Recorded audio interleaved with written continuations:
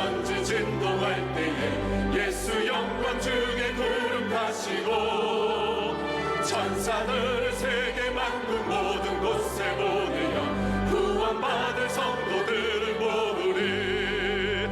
나팔불 때 나의 이름, 나팔불 때 나의 이름, 나팔불 때 나의 이름, 부를 때에 잔치 창녀하겠네. 무덤 속에 잠자던 자 그때 다시 일어나 영화로운 부활 승리 얻으리. 주가 택한 모든 성도 구름 타고 올라가 공중에서 주의 얼굴 배우리. 나팔불 때 나의 이름, 나팔불 때 나의 이름, 나팔불 때 나의 이름, 부를 때에 잔치 창녀하겠네. 주님 다시 오실 날은 우리 알 수 없으니 항상 기도하고 깨어 있어서 기쁨으로 보좌 앞에 우리 나가서도록 그때까지 참고 기다리겠네. 나팔불 때 나의 이름, 나팔불 때 나의 이름, 나팔불 때 나의 이름, 부를 때에 잔치 창녀하겠네. 자, 오늘은 우리가 바울의 고별 설교를 좀 다루려고 합니다. 이제 바울의 이 선교 여행이 1차, 2차, 3차에 걸쳐서 진행이 되는데 이제 마지막 부분이에요. 밀레도라는 곳에 있는데 이제 예루살렘으로 가기 직전에 에베소에 있는 장로들을 밀레도에 불러서 마지막 고별 이제 인사 겸 설교를 하는 거죠. 그리고 교회를 부탁하는 메시지를 전합니다. 명문장이에요. 그래서 오늘과 다음 주일에 걸쳐서 말씀을 살펴보겠는데, 자, 우리가 이 바울은 신학자이면서 이 바울의 이 서신을 보면 바울은 놀라운 신학자입니다. 그리고 또 목회자이고 또 우리가 잘 아는 것처럼 선교사이기도 합니다. 정말 모든 부분에 탁월한 그런 하나님의 종이었습니다. 우리가 잘 아는 것처럼 에베소에서 한 3년 가까이 2년 반 이상 3년 정도 머물러 있었기 때문에 바울이 사역했던 곳에서 가장 오래 머물렀던 곳이 에베소 교회고 에베소 교회에 애정을 많이 쏟았습니다. 이제 그 교회와 이제 이별을 해야 되는 때가 온 것이죠. 여러분, 이 목회자들은요, 이 성도와의 이별이 굉장히 힘듭니다. 굉장히 힘들어요. 그래서 목회지를 옮길 때 그 힘든 것은 말로도 알 수가 없습니다. 저는 이제 교육전도사 때도 그랬고 또 제가 또 호주에서도 옮길 때도 그렇고 이건 이루 말할 수 없는 고통이 있습니다. 아마 이제 바울도 이제 그 교회와 에베소 교회와 이제 작별을 이제 할 수밖에 없는 상황에서 이제 자기의 속내를 좀 털어놓고 있는 내용이 오늘 본문의 내용입니다. 자, 18절에 보면 이렇게 얘기해요. 오매 그들에게 말하되 아시아에 들어온 첫날부터 지금까지 내가 항상 여러분 가운데서 어떻게 행하였는지를 여러분들도 아는 바다. 이제 속마음을 털어놓는 것입니다.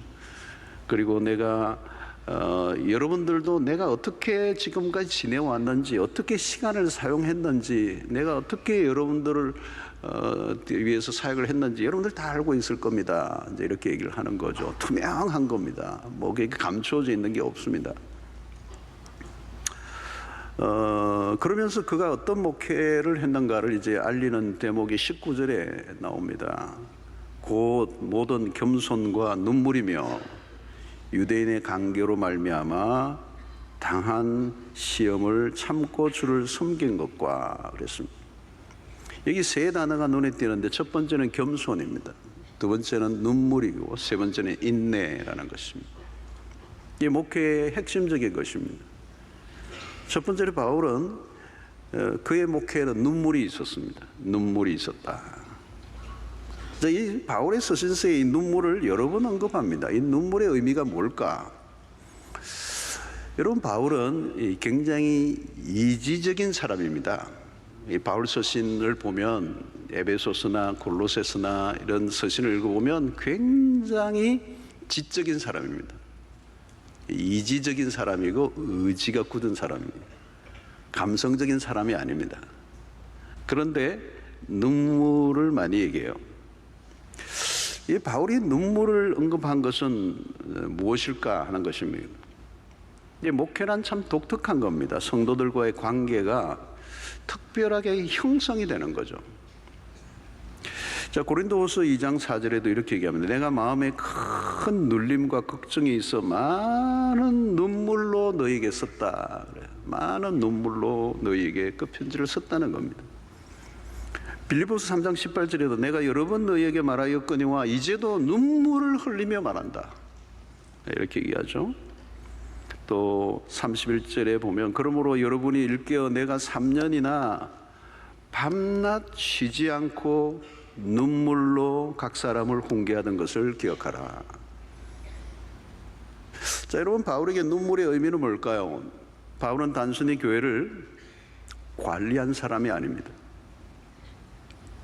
그냥 교회를 교회라고 하는 조직체를 운영한 사람이 아니라는 거예요.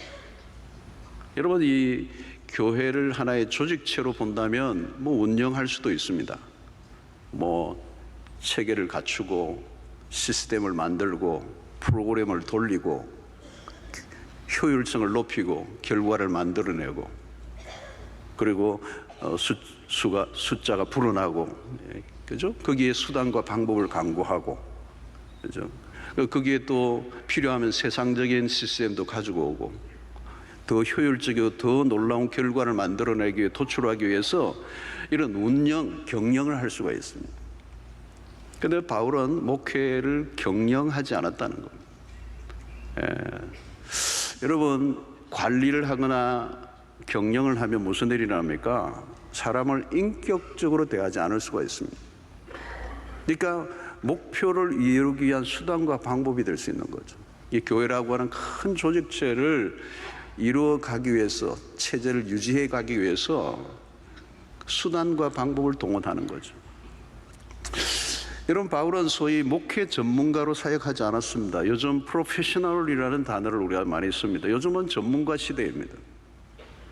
그런데 이제 목회에도 전문성을, 물론 목회자가 공부를 하고 또 여러 가지 목회적인 그런 전문성을 갖추어야 되는 부분이 있긴 합니다. 그러나 목회자는 전문인이 아닙니다. 전문가로 아주 프로페셔널한 그런 사역자가 되어서는 안 된다는 거죠. 일은 참 잘하는데 영혼이 없는 사역자가 될 수 있다는 거예요. 여러분, 설교가 단순히 직업적인 지식 전달이 된다면 무슨 의미가 있겠습니까? 기능적인 일을 수행하는 것과 목회는 다르다는 것입니다. 가슴으로 하지 않는 목회에 눈물이 나올 수가 없죠. 일을 잘하는 게 전부가 아니라는 겁니다. 목회란 두렵고 떨리는 일인 것입니다. 여러분, 설교를 해도 마찬가지입니다. 저는 늘 설교를 하는 사람이지만 설교하는 게 쉽지가 않아요. 어떤 분은 속도 모르고 목사님 서시면 나오죠 이러더라고요. 서면 안 나옵니다. 준비를 많이 해야 됩니다. 그러니까 주일만 지나면 어디를 가나 무엇을 하든, 지난주는 제가 이제 미국을 갔다 오는데 미국에 가든 비행기를 타든 어디를 계속 설교를 들고 있어야 돼요. 금요철학을 해야 되고 주일 설교를 해야 되고 또 곳곳에 강의를 해야 되는데 늘 준비를 해야 돼요. 여러분, 전문가라는 그 말은 익숙하다는 거죠. 숙련됐다는 거잖아요. 그죠? 그 분야에는 눈 감고도 한다는 거잖아요. 그런데 목회는 그럴 수가 없어요. 언제나 초보자처럼, 언제나 초보처럼, 언제나 떨리는 마음으로, 언제나 간절함으로. 여러분, 우리의 능력이 어디로부터 나오는 것입니까? 성령으로부터 나오는 것입니다. 성령이 도우시지 않으면 아무리 전문가라고 해도, 아무리 성경에 통달을 했다 할지라도 성령의 인도가 아니면 말씀이 나올 수가 없어요.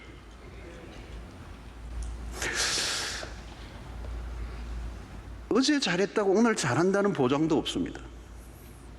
전에 설교를 잘하니까, 전에 목회를 잘하니까 지금도 잘한다, 그런 보장이 없습니다. 성령이 도우시지 않으면 알 수가 없습니다. 세상의 전문가는 그 전문가가 하면 할수록 숙련되죠. 더 뭐 수많은 일을 하다 보면 그게 이제는 정말 도가 튼다고 할 수가 있어요. 그런데 목회는 그게 안 되는 거예요. 여러분, 이 전문성이라고 얘기할 때는 인위성이 많이 강조됩니다. 자, 목회에 있어 가장 큰 유혹은 비인격화 혹은 탈인격화라고 하는 것입니다. 여러분, 교회가 물량화에 빠지는 순간 비인격화가 일어납니다. 한 사람 한 사람의 영혼에 주목하지 못하는 교회가 되는 거죠. 여러분, 우리 교회와 같이 큰 교회는 이런 물량주의에 빠져들 위험성이 매우 높습니다. 사실 저는 두렵고 떨림으로 목회를 하는 거죠. 그래서 우리가 교구를 만드는 이유, 그 교구도 여러분 우리 교회는 커요. 그러니까 큰 교회예요. 한 교구가 29개 교구가 있지만 한 교구가 큰 교회란 말이죠. 그러니까 한 사람의 목회자, 두 사람의 목회자가 그 모든 성도들 한 사람 한 사람을 정말 그 필요를 채워주는 목회를 할 수 있을까? 불가능한 구조예요. 그러니까 뭘 만들어요? 사랑방을 만들어요. 그 사랑방 목자야말로 우리 교회가 하나의 제도화된 교회로만 끝나지 않고 주님의 그리스도의 몸된 교회의 건강성을 지켜나가는 일에 핵심적인 역할을 하는 사람들이 누구냐? 목자예요. 사랑방 목자는.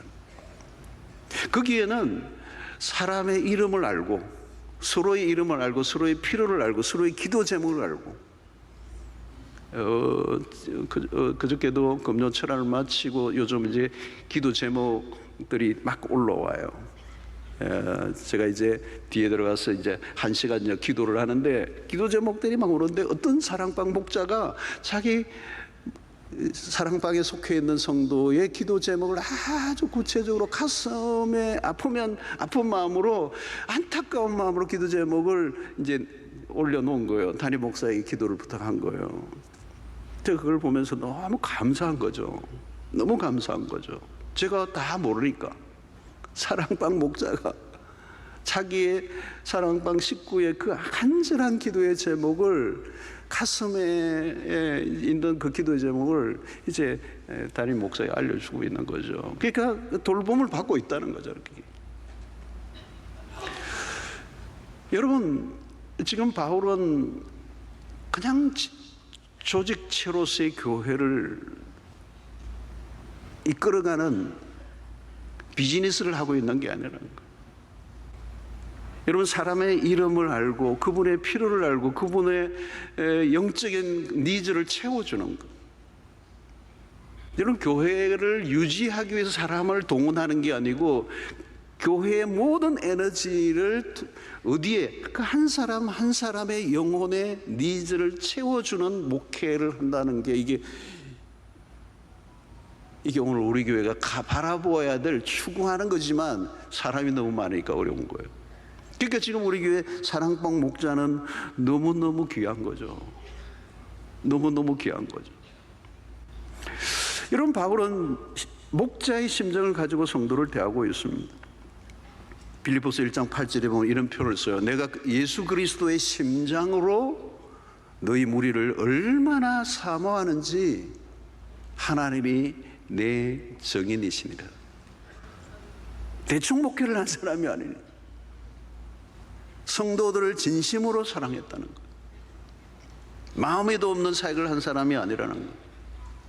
여러분, 교회는 세상의 조직체와 달라요. 그런 면에서 교회에 주어진 모든 직분들도 사실은 그 직분의 의미는 교회를 효율적인 어떤 조직체로 운영하기 위해서 주어진 직분이 아니고, 교회의 모든 직분은 영혼을 섬기는 목적,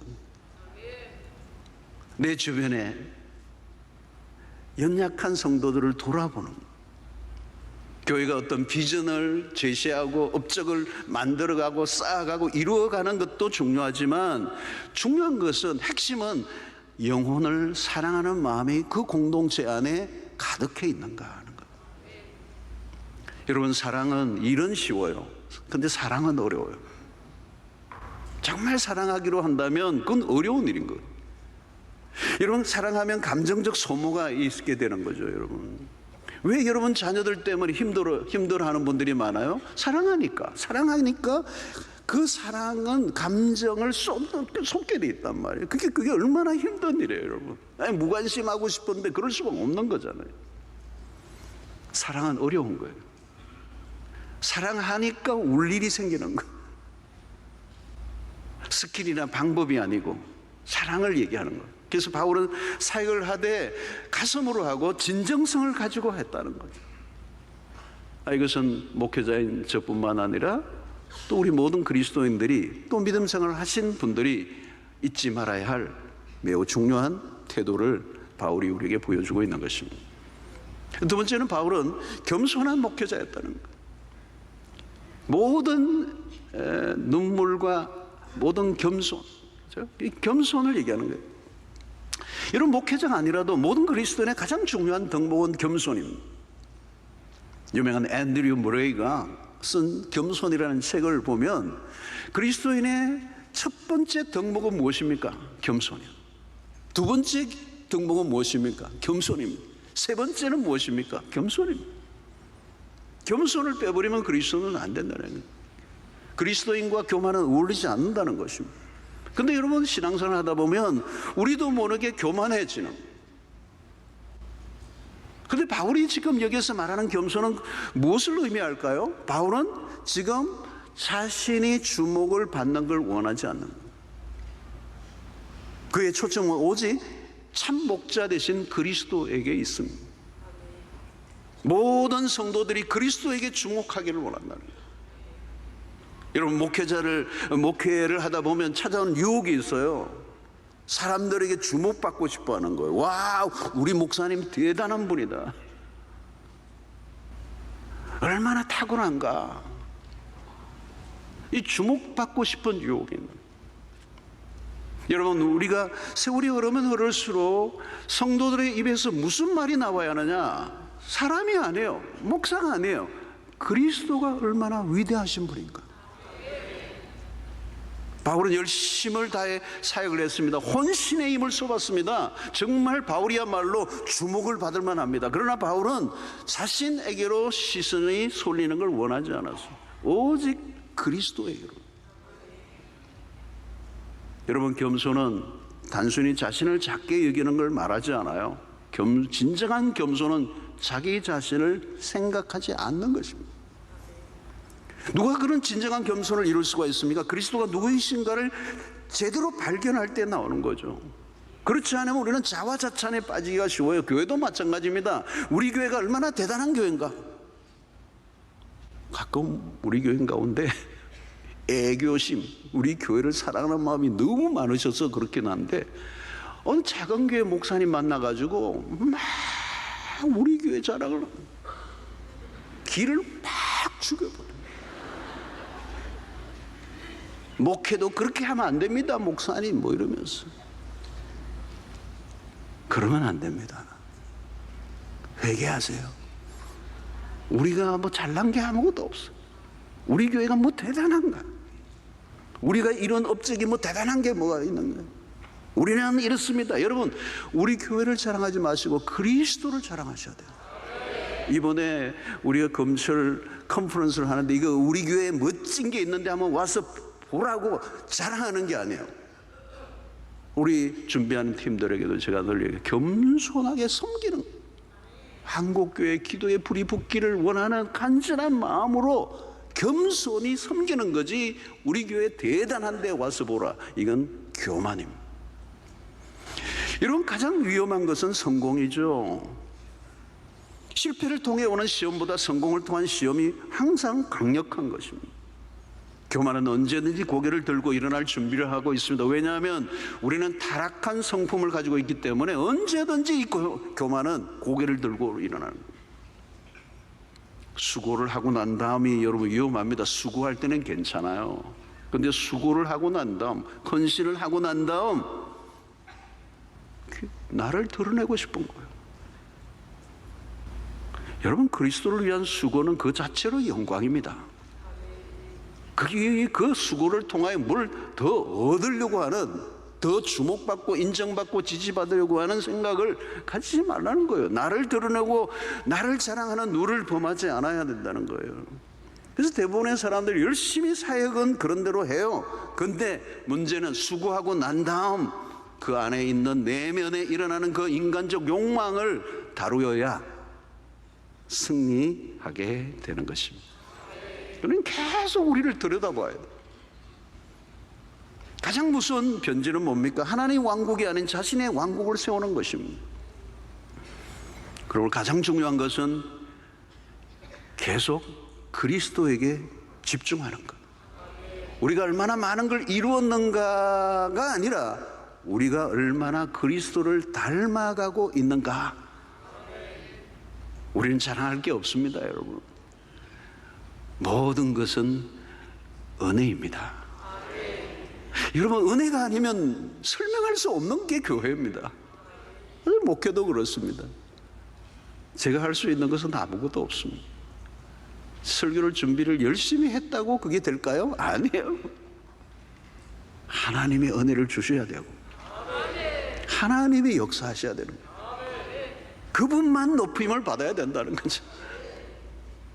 그리스도만 드러나고 그리스도의 십자가만을 자랑하는 이 은혜 붙잡고 가시기를 축원합니다. 세 번째는 그는 인내의 사람이었습니다. 바울은 인내의 목회를 했습니다. 목회의 여정은 한마디로 고난의 여정이에요. 바울은 수많은 모함과 핍박과 시련이 끊임없이 밀고 들어왔어요. 여러분, 목양은 힘든 겁니다. 목양이라는 하늘의 일인데 땅에서 그것을 펼쳐가는 게 목양인데 하나님이 하셔야 될 일을 사람에게 맡기신 거예요. 얼마나 어려운 겁니까? 그러니까 애당초 불가능한 겁니다. 그러므로 여러분, 이 일을 감당해 나갈 때 어려운 것은 당연한 거죠. 여러분, 이 목양이라는 표현을 씁니다. 목회라는 말도 쓰지만 목양이라고 쓸 때 이 목양은 그 양치는 목자와 비교를 하는 것입니다. 여러분, 이스라엘의 양을 치는 목자들은 굉장히 하드잡입니다. 험한 직종입니다. 그게 목사란 험한 직종이에요. 이게 뭐 요즘은 좀 변질되어서 이게 막 대우받고 막 칭송받는 자리 같이 생각하는데, 사실은 목자라는 말은 굉장히 그 양떼들과 씨름을 하는, 길을 잃어버리는 양 찾아내야 되죠. 병든 양 치료해 줘야 되죠. 맹수들이 있으면 그냥 지켜야 되죠, 밤새. 그리고 목초지가 많지 않은 팔레스타인의 척박한 땅에서 목초지를 끊임없이 찾아내서 풀들을 먹여야 되죠. 이게 간단한 일이 아닙니다. 그리고 양도 별별 양이 다 있습니다.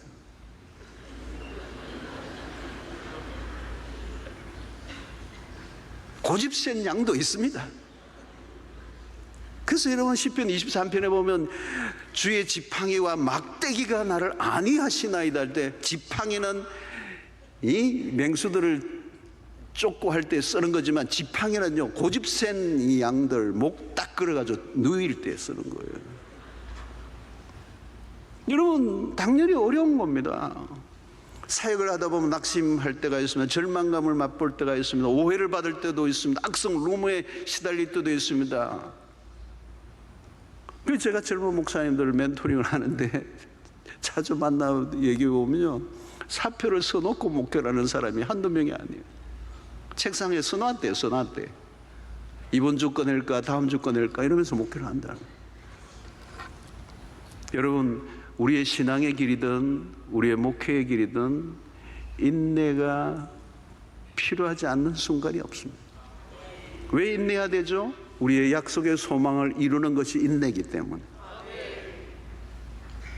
그래서 이브리서 12장 1절에 이름으로 우리에게 구름같이 둘러싼 흔한 성인들이 있으니 모든 무거운 것과 얼매기 쉬운 죄를 벗어버리고 인내로서 우리 앞에 당한 경주를 하며 그랬어요. 광야에서 애굽으로 돌아가려고 했던 이스라엘 백성들, 힘들고 어렵다고 원망 불평하고 애굽으로 돌아가자는 것. 힘들 때마다 애굽으로 돌아가려고 하지 말고 가나안을 바라보아야 된다는 것. 여러분, 십자가가 무엇입니까? 우리로는 이룰 수 없는 구원을 하나님의 방법으로 이루어 놓으셨다는 거 아니겠어요? 그럼 우리가 십자가를 바라볼 때마다 이미 이루어 놓으신 하나님의 구원, 승리를 믿고 마치 약속음을 받은 것처럼 확신하고 장래에 주어질 그 영광이 멀리 있지만 믿음으로 그 약속을 견뎌내고 인내함으로 마지막 그 영광의 자리에 갈 때까지 인내로 소망을 이루는 믿음의 역사가 여러분들의 있게 되기를 축원합니다.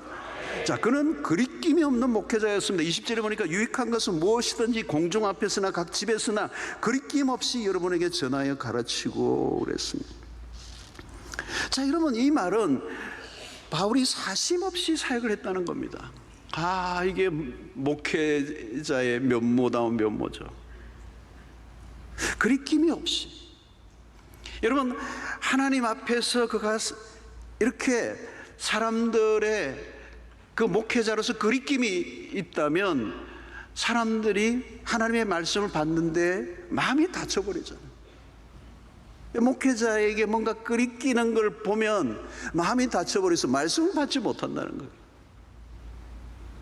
여러분, 바울은 일부러 비판을 받을 만한 일을 야기하지 않았지만 때로는 비판받을 일들이 있지만 그걸 시시비비를 가리려고 하지 않고 하나님께 다 맡겼어요. 그럼에도 불구하고 오해를 받는 일이 있기 때문에 가능한 이 오해를 받지 않고 그리끼는 일을 만들지 않으려고 그는 애를 썼다는 거예요. 왜? 자기가 전하는 메시지 때문에 그렇다는 거예요. 여러분, 제가 여러분들 보기에 뭔가 좀 그리끼는 게 있으신 분이 혹시 있다면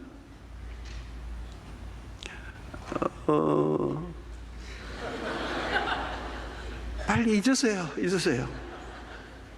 그러니까 가능한 그런 걸 하지 말아야 돼요. 어떤 목사님은 비행기를 탔는데 이게 좀 약간 와인을 약간 마시면 좀 잠을 푹 잘 수 있을까 이렇게 생각을 하고 그런 말도 듣고 이래가지고 와인을 좀 스튜디오에게 달라 해가지고 약간만 달라고 약간만 먹어. 근데 이제 약간 줬는데 이게 좀 독할 것 같아가지고 물을 가득 부었어요. 그게 한 잔이 된 거예요. 마시려고 하는데 목사님 안녕하세요 누가 그러는 거예요. 목사님이 술을 마시는데 그냥 뭐 조금도 아니고 뭐 일본말로 이빠이로 마시는 그 오해를 불러주는 거잖아요. 그 설명을 어떻게 하겠어? 내가 이렇고 저렇고 저렇게 해서 내가 이렇게 먹게 됐다고 설명할 수 있나요? 오해를 하는 거예요. 그러면 여러분 곳곳에 이제 나팔을 부실 거 아니에요. 그 뭐 신령한 목사님인 줄 알았는데 술을 즐겨 드시더라. 그리고 또 이게 막 발이 붙어가지고 말이 부풀어가지고 나중에 뭐 그분이 뭐 그냥 고주망태가 됐더라 뭐 이럴 거 아니에요. 그러면 일일이 돌아다니면서 방어할 수 있어요? 변호할 수 있어요? 그럼 그 다음 주일날 본교에 돌아가가지고 나는 뭐 이렇게 해서 이렇게 해가지고 그래서 오해를 그렇게 설교는 자기 변호가 아니거든요. 자기가 하고 싶은 얘기를 자기 소신과 자기 입장을 밝히는 게 이 설교가 아니란 말이에요. 설교는 하나님의 말씀을 전하는 것이지. 그러니까 오해를 그대로 받는 거잖아요. 그런 일을 하지 말라는 거예요. 여러분, 바울은 텐트 메이커를 했습니다. 텐트 메이커, 장막을 만드는 이 일을 한 거예요. 그 돈벌이를 한 겁니다. 근데 여러분, 이제 서신서에 보면 자기가 일을 하는 사람에게 소에게 망을 씌우지 마라. 또 일을 하는 사람이 일을 한 대가를 얻을 권리가 있다. 자기도 복음을 위해서 일을 하고 교회를 위해서 사례를 받을 권리가 있다. 그러나 그 일로 꼬투리를 잡고 비판하는 사람들, 그 당시에 교회가 연약한 초기 교회니까 뭐 성숙한 신자들이 많았겠습니까? 그러니까 매우 연약한 사람들이 보기에는 바울이 입만 가지고 사는 사람 같이 보이고, 그러니까 자기가 스스로 돈을 벌고 복음을 전하는 이중직을 한 거예요. 이중직. 그리고 여러분 오늘 또 이 20장 끝부분에도 바울이 그런 얘기를 하고 있습니다. 20장 보면 나는 아무의 은이나 금이나 의복을 탐하지 아니하였고 여러분들이 아는 것 같이 이 손으로 나와 내 동행들이 쓰는 것을 충당했다는 거예요. 이 텐트 메이크를 했다는 얘기를 하는 겁니다. 범사에 여러분에게 모범을 보여준 바와 같이 수고하여 약한 자들을 돕고, 그러니까 그 당시에 초기 교회의 상황 속에서 바울이 가능한 자기의 삶을 통하여 다른 사람이 시험받지 않도록 애를 쓰고 그를 위해서 돈까지 벌었다는 거예요. 왜요? 복음을 받는 사람들이 메신저가 문제가 있어도 메시지 자체가 거부를 당할 수 있기 때문에 자기 자신의 처신을 조심하고 있는 바울의 모습을 보게 있습니다. 그래서 26절 27절에도 그러므로 오늘 여러분에게 증언하거니와 모든 사람의 피에 대해 내게 거다는 이는 내가 끊이지 않고 하나님의 뜻을 다 여러분들에게 전하였다. 복음 전도자로서의 깨끗한 삶을 그가 말하고 있습니다. 사랑하는 성도 여러분, 오늘 우리의 삶에도 마찬가지. 우리의 내적 동기를 언제나 살펴보고 사람의 판단보다 하나님을 더 두려워하지만 그러나 복음을 전가하는 우리의 삶의 모습이 잘못되게 다른 사람들이 오해를 주거나 끄리끼는 일이 된다면 우리가 복음을 전할 수가 없는 거예요. 그래서 여러분들의 직장 속에서도 마찬가지. 그리스도인이라면 우리의 삶의 모습으로 인하여 사람들이 끄리끼는 게 생기면 우리가 복음을 전하는데 방해가 될 수 있다는 거예요. 그리스도인으로 우리가 드러났다면 우리는 주변의 사람들이 그리스도인들에게 합당한 삶을 삶으로 우리가 전하는 복음과 우리의 삶이 일치되는 은혜가 있어야 될 줄로 믿습니다. 자, 바울은 마지막으로 사명의 사람이어서 24절에 보면 유명한 구절이 나옵니다. 내가 달려갈 길과 주 예수께 받은 사명 곧 하나님의 은혜의 복음을 증언하는 일을 마치려 하면은 나의 생명조차 조금도 귀한 것으로 여기지 아니하노라 그랬어.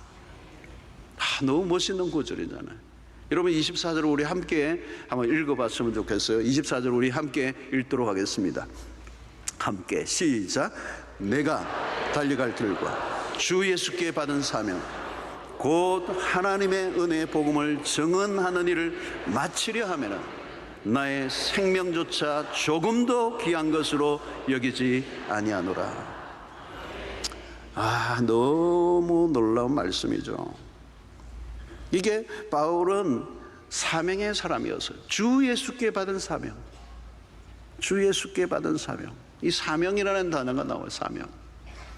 여러분 이 소명이라는 단어와 사명이라는 단어가 조금 차이가 있어요. 소명이라는 말은 위로부터 받았다는 거죠.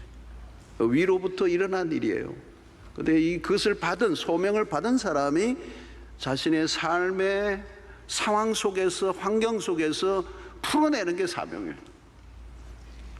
바울은 지금 주 예수께 받았다는 거예요. 이 사명이 뭐예요? 하나님의 은혜의 복음을 증언하는 일이라는 거죠. 그 일을 위하여 나는 달려갔다는 거예요. 여러분 사명을 받은 사람은요 우물쭈물하지 않아요. 주저하지 않아요. 사명을 하늘로부터 받은 사람은 더 이상 땅을 위해 살지 않아요. 여러분 바울은 사명을 위해 살고 사명을 위해 죽었어요. 여러분 사명을 사실은 모두가 다 받았어요. 두 종류가 있어요.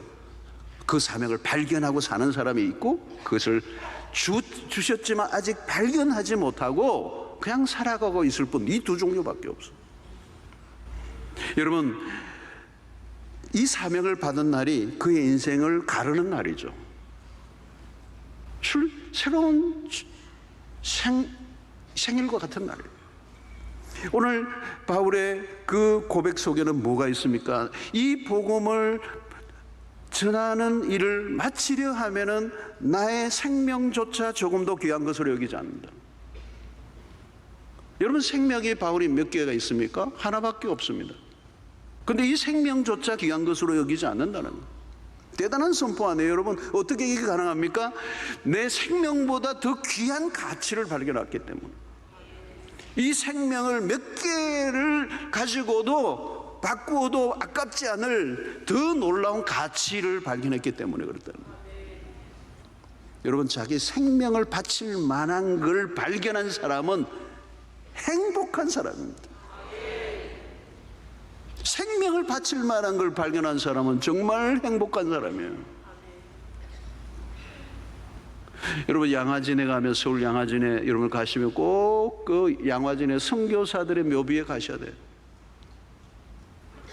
이 조선 땅을 위해서 생명을 바친 선교사들의 묘들이 쫙, 거기 어느 묘비에 이렇게 써놨습니다. 나에게 천 개의 생명이 있다면 모두 조선을 위해 바치겠습니다. 내 생명이 1000개, 아니 10,000개가 있다 할지라도 나는 모두 조선을 위해 바치겠습니다. 묘비명이 1907년에 구한말 조선에 도착한 지 9개월 만에, 그러니까 그때가 1908년 이 조선 땅의 흑암 속에 있을 때, 일제에 무슨 힘이 밀어닥치고 있을 그때 24세라는 어린 나이로 이 조선 땅에 온 지 9개월 만에 죽습니다. 미국 남감리교 선교사인 루비 캔드릭이라는, 그가 생전에 남긴 말이 이 말이에요. 내게 1000개의 생명이 있어도 모두 조선을 위해 바치기. 그가 죽기 직전에 쓴 편지를 보면요, 눈물겨워.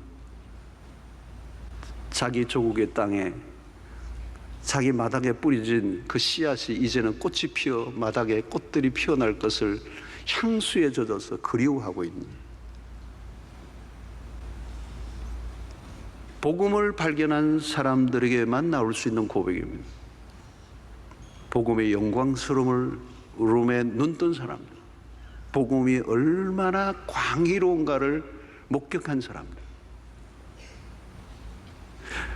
바울은 자신이 발견한 복음과 견줄 수 있는 것은 아무것도 없었습니다. 이 복음을, 은혜의 복음을 증언하려 하면은 나의 생명을 조금도 귀한 것으로 여기지 않는다. 이 바울의 이 심장에서 터져 나오는 이 사명감, 이게 바울뿐입니까, 여러분? 바로 이 루비 캔드릭이라고 하는 어린 소년, 그리고 수많은 선교사들, 그리고 하나님의 사람들. 성도 여러분, 누구인가 우리는 생명이 끝이 나는 날이 반드시 옵니다. 우리에게 주어진 중대한 과제죠. 내 생명을 어디에 바칠 것인가. 여러분, 내가 사명을 위해 바치지 않으면 내가 원하지 않는 일에 내 생명이 던져질 수도 있어요. 단순히 살아내기 위해 살아가는 거 얼마나 여러분 힘든 거예요, 여러분. 내 사는 이유, 내 사는 삶의 목적, 내가 존재하는 이유를 우리가 분명히 아는 것, 그것이 바울이 지금 발견한 거죠. 내가 그래서 그 발견하니까 이제는 내가 그냥 걸어갈 수도 없는 거예요. 내가 달려갈 길이라는 거예요. 내가 달려갈, 전력 질주하며 아무것도 보지 않고 한 길로 그 은혜의 복음을 증거하는 그 일을 위하여 내 생명을 조금도 귀한 것으로 여기지 않겠다. 여러분, 그래서 그는 은혜의 복음이라고 말해요. 은혜가 뭡니까? 우리의 받을 만한 자격이 아무것도 없는데 일방적으로 우리에게 거저 주시는 은혜, 이 복음이 저주에서 축복으로 우리의 모든 이전의 삶을 새로운 비전으로 바꾸어 놓는, 그래서 죽음에서 부활로 우리의 인생을 바꾸어 놓는 이 복음의 능력이 한 사람의 인생을 바꿀 뿐만 아니라 그 복음이 로마에 들어가면, 그 로마의 심장부를 뒤집어 놓으면 로마의 제국도 무릎 꿇게 만들 수 있는 능력이 있다는 사실을 바울이 믿었기 때문에 내가 이 복음을 부끄러워하지 않고 이 복음 모든 믿는 자에게 구원을 주시는 하나님의 두나미스가 된다는 사실을 믿고 나는 로마도 보아야 하리라. 로마에 대한 환상을 가지고 그가 달려간 것입니다. 사랑하는 성도 여러분, 바울은 1차, 2차, 3차 선교 여행의 여정을 보면 그가 생명을 바친 사도라는 걸 알게 돼요. 그는 말로만 사역한 사람이 아니라 환난과 시련과 숱한 반대와 모함을 뚫고 지나간 사명자였습니다. 그래서 22절 23절을 보면 보라 이제 나는 성령에 매여 예루살렘으로 가는데 거기서 무슨 일을 당할는지 알지 못하느라 오직 성령이 각성해서 내게 증언하여 결박과 환난이 나를 기다린다 하시나. 지금 이제 예루살렘으로 가는 그 길엔 죽음의 길일지도 모른다는 걸 알고 있는 거예요. 그러나 그는 후퇴하지 않습니다. 아무리 무슨 일이 있다 할지라도 그는 부르신 자리로, 사명의 자리로 들어가고 있는 거죠. 바울이 여러분 강심장입니까? 그렇지 않아요, 여러분. 고린도전서 2장 3절을 보면 이렇게 얘기합니다. 내가 너희 가운데 거할 때에 약하고 두려워하고 심히 떨어노라. 여러분, 바울은 강심장이 아니에요. 근데 어떻게 이렇게 담대할 수 있죠? 바로 하나님께서 그로 하여금 담대하게 하시고 그가 가진 믿음이 그런 용기를 일으켜 준 것입니다. 그리고 그는 성령에 매여 있다고 말한 거죠. 그의 모든 길을 이끄시는 분은 성령이셨어요. 그래서 그 바울은 성령의 충만함이었고 거부할 수 없는 성령의 강권하심이 있었기 때문에 그는 사명의 길을 걸을 수 있었어요. 사랑하는 성도 여러분, 오늘 또 사명이라고 하니까 나와 거리가 아주 먼 얘기처럼 듣고 계시는 분이 계실지 몰라요. 그러지 않습니다. 우리 모두는 하나님으로부터 복음을 받았어요. 그리고 이 복음은 나만의 복음이 아니에요. 이 복음은 누구에게인가 전해야 될 황홀한 영광스러운 환희의 복음이에요. 한 인생을 바꾸어 놓을 수 있는 엄청난 파워가 있는 이 복음을 우리는 전해야 될 사명이 있어요. 이것은 내가 하는 게 아니라 성령의 강권하심이 있으면 하게 될 줄로 믿습니다.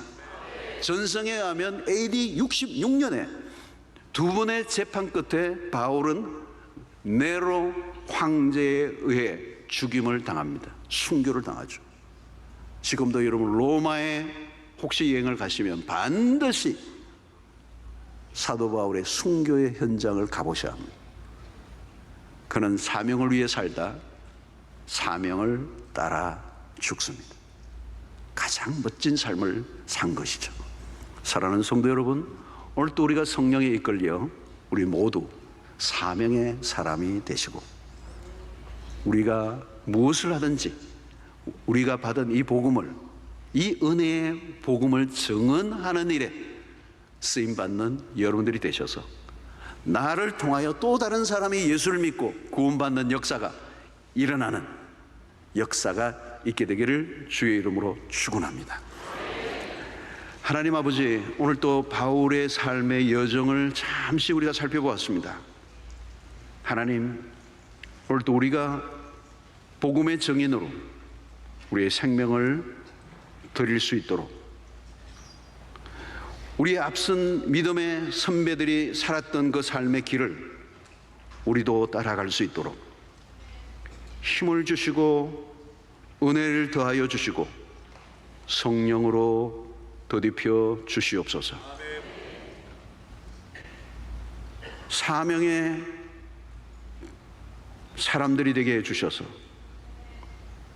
주님의 나라를 이루어가는 일에 우리 귀한 생명을 기꺼이 주를 위해 드릴 수 있는 하나님의 백성들 되게 해 주시옵소서. 예수님 이름으로 기도하옵나이다. 아멘.